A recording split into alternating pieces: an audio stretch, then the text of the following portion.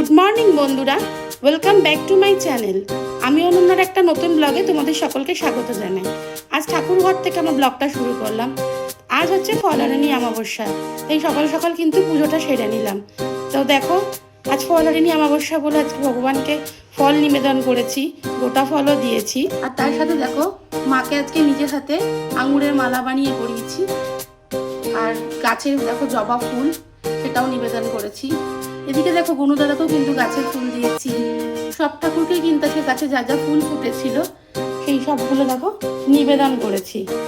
আর তার সঙ্গে তোমাদেরকে দেখাই, দেখো গরমকালে যেমন মানুষের শরীরও গরম হয়ে যায়, তেমনি কিন্তু আমাদের ভগবানের শরীরও গরম হয়, ভগবানেরও কিন্তু গরম লাগে।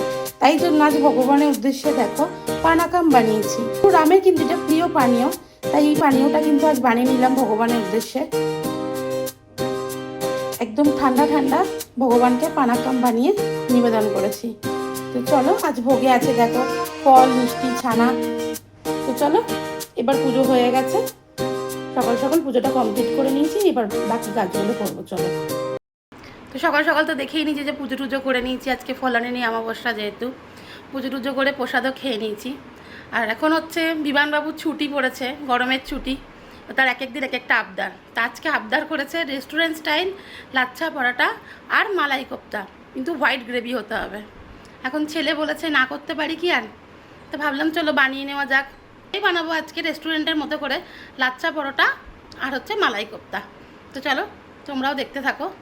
মালাই কোপ্তার গ্রেভিটা দেখো বানাবো, তার জন্য সবার প্রথমে কিছু গোটা গরম মশলা এই জলের মধ্যে দিয়ে দেবো। তার মধ্যে দেখো এলাচ, লবঙ্গ, দারচিনি, স্টার এনিংস আর জয়িত্রীও আছে। একটু আদা দিয়ে দেবো আর কটা কাজু বাদামও দেবো। মালাই কোপ্তা যেহেতু খুব একটা ঝাল হয় না, তার জন্য দেখো একটা গোটা কাঁচা লঙ্কা দিয়ে দিয়েছি। এই সব মশলাগুলোকে ভালো করে কিন্তু বয়েল করে নেবো। এদিকে দেখো ছানা কাটিয়ে, ছানাটার মধ্যে সামান্য একটু নুন, মিষ্টি আর একটু এলাচের গুঁড়ো দিয়ে আর অল্প একটু ময়দা দিয়ে ভালো করে মাখিয়ে রেখেছি। এবার একটু খোয়া ক্ষীর দেখো এখানে রেখেছি, খোয়া ক্ষীরটা এবার ছানার মধ্যে ভালো করে মাখিয়ে নেব। ছানাটাকে ভালো করে সব কিছু মাখিয়ে তার থেকে লেচি করে এরকম গোল গোল বল তৈরি করেছি। এইগুলোকে এবার ভালো করে তেলের মধ্যে ভেজে নেব। মশলাগুলো দেখো খুব ভালোভাবে কিন্তু বয়েল হয়ে গেছে। এবার মশলাগুলোকে মিক্সার গ্রাইন্ডারে ভালো করে বেটে নেব। আমি এইটুকু ছানা পোর্শন রেখে দিয়েছি, মশলাটা বাটার সময় কিন্তু এই ছানাটা অ্যাড করে দেবো, তাতে কিন্তু গ্রেভিটা খুব স্মুথ হবে। তো দেখতেই পাচ্ছ একটা প্যানের মধ্যে আমি সাদা তেল গরম করে তার মধ্যে দেখো কোপ্তাগুলোকে ভাজতে বসিয়ে দিয়েছি। খুব হালকা করে দেখো কোপ্তাগুলো ভেজে নিয়েছি, এবার একটা প্লেটের মধ্যে উঠিয়ে রেখে দেবো। এই পরিমাণ মতো সাদা তেল দিয়ে দিয়েছি, এবার বেটে রাখা মশলাটা অ্যাড করে দেবো।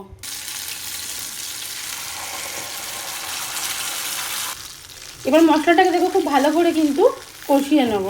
তো তোমরা আগেই বয়েল করে নিয়েছিলাম, তাই খুব বেশি কিন্তু কষার দরকার নেই।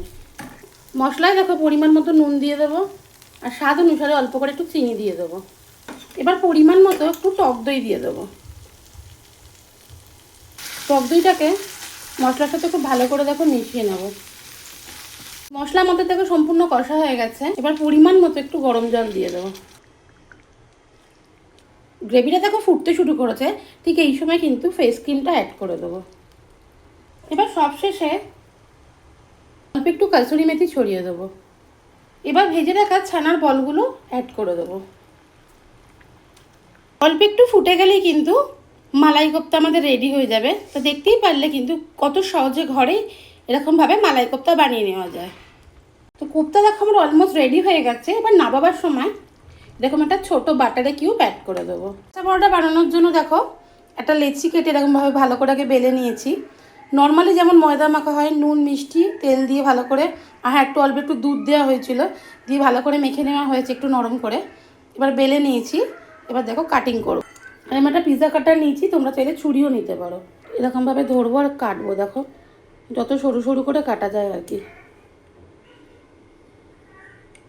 তাহলে আমি কেটে তোমাদেরকে দেখাচ্ছি। এরকমভাবে কেটে নিয়ে ওপরে একটু তেল ছড়িয়ে দিয়েছি, ব্রাশের সাহায্যে তেলটা ভালো করে স্প্রেড করে দেবো। এবার ভালো করে সাইড থেকে দেখো মুড়তে শুরু করব। এক একটা পার্ট নেবো আর আস্তে আস্তে এইভাবে কিন্তু মুড়তে থাকবো। দেখো এরকম কেটে মুড়ে নিয়েছি, এবার এরকম সাইড দিয়ে একটা গোল করে ঘুরিয়ে নেবো। লাচ্ছা পরোটার লেচি কিন্তু রেডি হয়ে গেছে। আবার এটাকে ভালো করে একটু বেলে নেবো, নিয়ে ভাজবো। টিফানের জন্য দেখো রেডি করে ফেলেছি, লাচ্ছা পরোটা ভেজে দিয়েছি। আর হচ্ছে মালাই কোপ্তা। তো চলো এবার বিমানকে দিয়ে আসি। বিমান নিয়ে এবার খেতে বসেছে, টেস্ট করছে। খেয়ে বল দোকানের মতো হলো কিনা তোর মালাই কোপ্তা? খুব ভালো, অসম। অসাম, খুব ভালো হয়েছে তো? টেস্টি হয়েছে তো? টেস্টি অনেক। আর দোকানের মতো একদম নরম হয়েছে তো? হ্যাঁ। ঠিক আছে, খাবার খেয়ে নে। এই ছোট্ট ভিডিওটা এই অবধি। তোমরা সবাই ভালো থেকো, সুস্থ থেকো। আবার একটা নতুন ভিডিও তোমাদের সকলের সঙ্গে দেখা হবে। চলো টাটা।